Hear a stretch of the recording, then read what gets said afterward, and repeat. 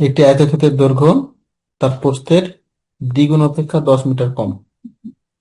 ক্ষেত্রফল 600 বর্গমিটার। দৈর্ঘ্য নির্ণয় করো। তাহলে যেহেতু দৈর্ঘ্য প্রস্থের দ্বিগুণ অপেক্ষা 10 কম, আমি প্রথমে ধরি প্রস্থ x মিটার। তাহলে দৈর্ঘ্য কত হবে? 2x - 10 metre. ক্ষেত্রফল কি হচ্ছে?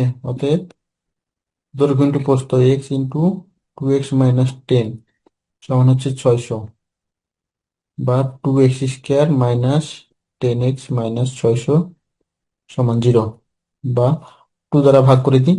x² - 5x - 300 সমান 0।